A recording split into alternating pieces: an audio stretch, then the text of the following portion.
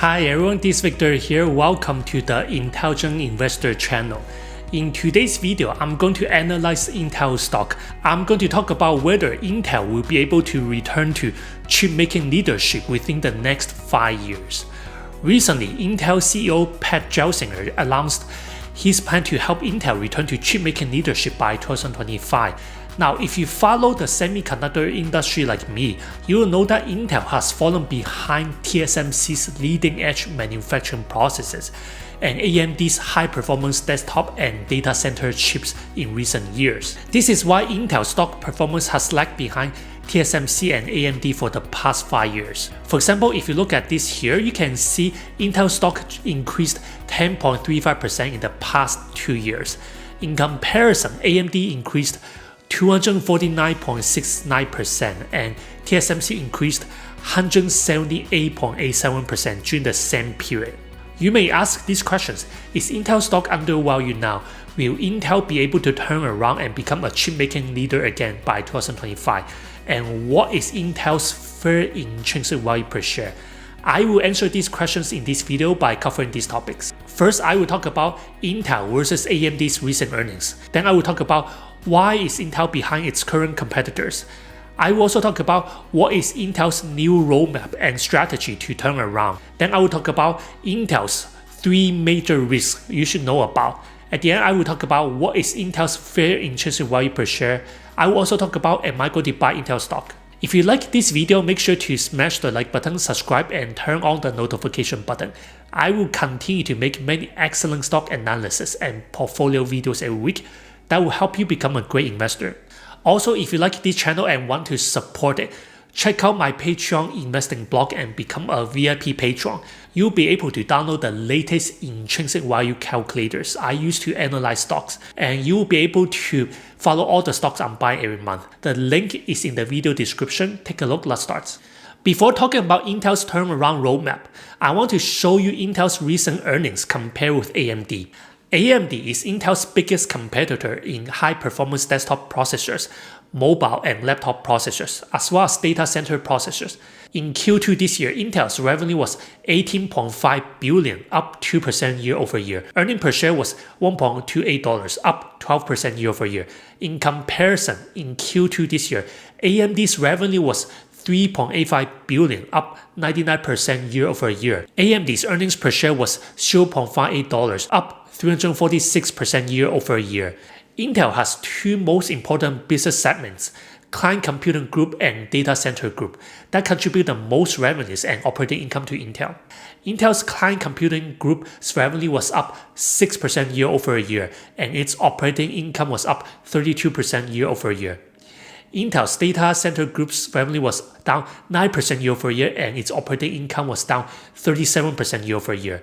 In comparison, in the same Q2 period this year, AMD's Computing and Graphics Group revenue was up 65% year over year, and its Enterprise Group, which sells data center chips, revenue was up 183% year over year. In terms of outlook, we can expect Intel will have a very low revenue growth rate compared with AMD. So for example, according to Intel's recent earnings, Intel's management expects that Intel's full year 2021 revenue will increase by 1% year over year. In comparison, AMD's management expects AMD's full year revenue will be up 60% year over year. To be fair, Intel's business is still much more profitable compared with AMD. For example, in the recent Q2 2021 quarter, Intel's operating income was $5.546 billion compared with AMD's operating income of $831 million. Intel's free cash flow was $5.145 billion compared with AMD's free cash flow of $888 million in the same period. Also, Intel pays cash dividends while AMD does not pay dividends. However, Intel's revenue growth is much lower than AMD's. One of the main reasons is that AMD is taking a lot of market shares from Intel now, especially in the high-performance desktop and data center processor markets. Let's talk about why Intel is behind TSMC and AMD now before we talk about how Intel is planning to turn around within the next 5 years. So how did Intel fall behind its biggest competitors, AMD and TSMC? At the time of making this video, in terms of performance and power efficiency, AMD's latest Ryzen processors for consumers and gamers, and its EPYC processors for servers and data centers are much more competitive than Intel's comparable products. If you look at the most recent Intel versus AMD market share here, you can see Intel has been losing a lot of market shares to AMD in desktop, laptop, and even the server market in recent years. This is because of Intel's huge manufacturing delays in both its 10nm and 7nm products. If you are a computer enthusiast, you will know that Intel's desktop CPUs have been stuck on the 14nm process since 2014's Broadwell processor release. Because of Intel's manufacturing issues and mismanagement, Intel has delayed its next-gen 10nm processors for many years. Later this year, Intel is finally releasing its 10nm based Alder Lake desktop processor to compete with AMD's latest 7nm based Ryzen processors that are manufactured by TSMC. AMD outsources most of its chip manufacturing to TSMC. Here's the important point. These node names 10nm, 7nm, 5nm, and 3nm used by Intel, TSMC, and Samsung Foundry are only marketing terms. Intel, TSMC, and Samsung's manufacturing technologies are different. These node names no longer represent the actual transistor, gate length, and power efficiency they used to represent. For example, Intel's upcoming 10nm based Alder Lake processor is expected to be comparable to AMD's 7nm Ryzen processors in terms of performance, power efficiency, and transistor density. Here is the important part you will want to know that shows why Intel is very far behind TSMC's manufacturing. Last year, Intel announced a huge delay in releasing its 7nm chips, now known as Intel 4, to 2023 because of manufacturing issues. Intel's 7nm process is meant to compete with TSMC's current 5nm process. TSMC has already started mass producing 5nm chips for Apple's M1 system on chips in 2020. Now TSMC is starting to produce 5nm chips for other major customers including AMD and Nvidia. According to TSMC's website, TSMC will start mass producing its N3 3nm chips for customers in the second half of 2022. In comparison, Intel will start producing its 7nm chips, now known as Intel 4, in late 2022 and release them in 2023. Assuming there's no manufacturer delay, this puts TSMC even more ahead of Intel in the leading edge process node. This is why Intel's board of directors replaced its previous CEO and hired Pat Gelsinger, who has a strong engineer background to help turn around Intel.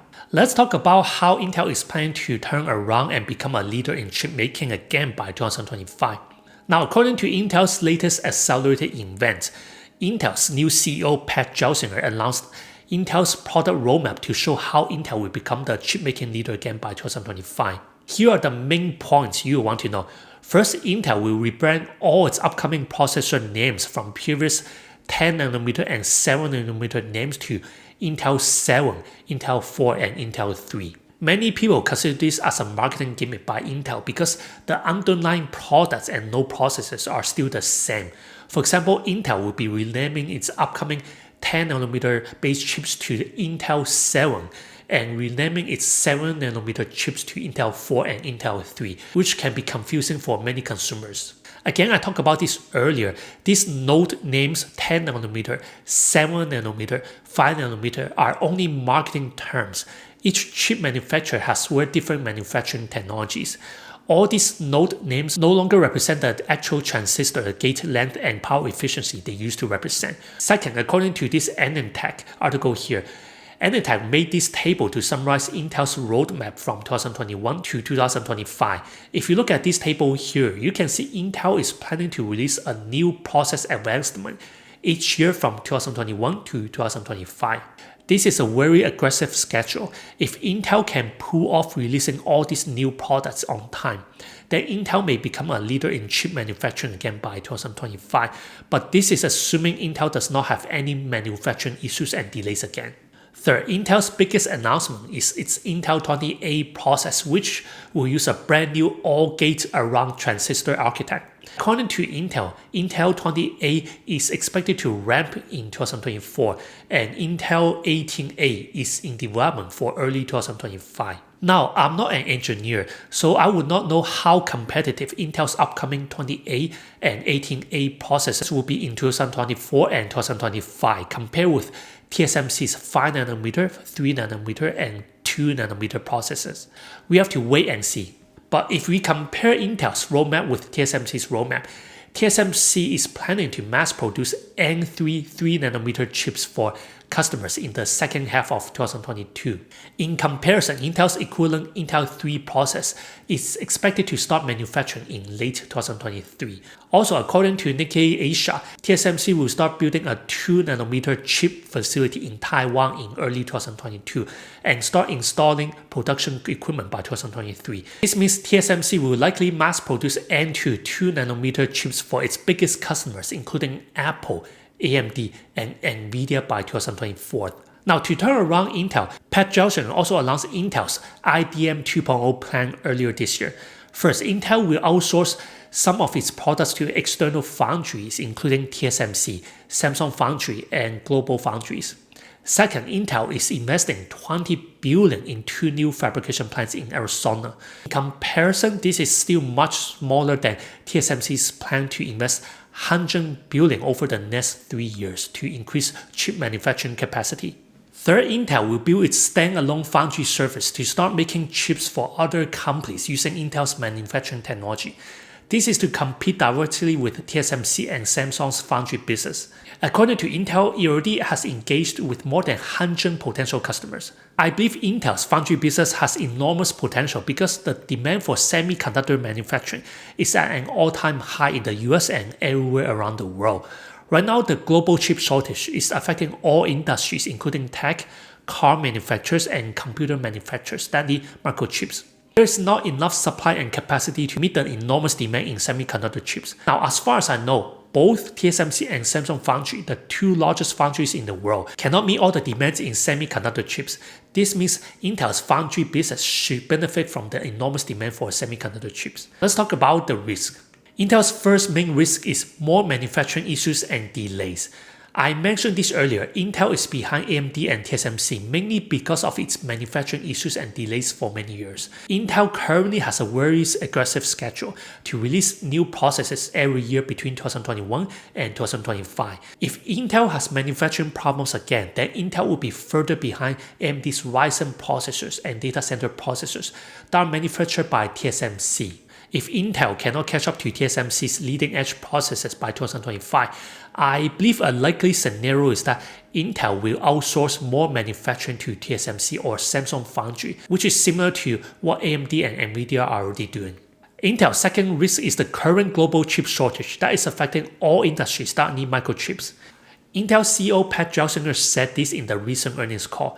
While I expect the shortage to bottom out in the second half, it will take another 1 to 2 years before the industry is able to completely catch up with the demand. We remain in a highly constrained environment where we are unable to fully supply customer demand. In Client Computing Group (CCG), we continue to see very strong demand for client products and expect total available market growth to continue. However, persistent industry-wide component and substrate shortage are expected to lower CCG revenue sequentially.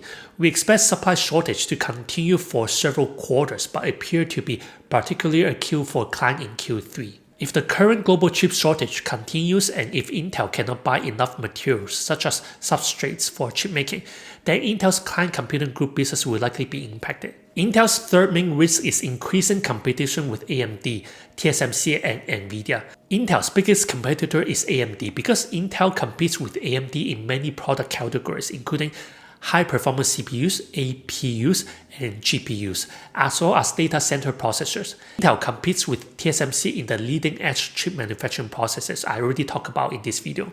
Intel competes with Nvidia in data center processors and also in discrete GPUs because Intel is rumored to release its first discrete DG2 GPU most likely in 2022. All this means is that Intel has a lot of competition and that Intel's IDM business model, meaning Intel designs and manufactures its own products, is no longer Intel's biggest competitive advantage like before. Now let's talk about Intel's fair intrinsic value so we will know whether Intel is currently overvalued, fairly valued, or undervalued. First, I define Intel's intrinsic value as its future cash flows discounted to the present day. I want to show you my intrinsic value calculator here. You can download it in my Patreon blog in the video description. These are the key assumptions I'm making in my intrinsic value calculator. First, I'm using a discount rate of 10%. This is higher than the 7.5% cost of equity calculated by Finbox.com.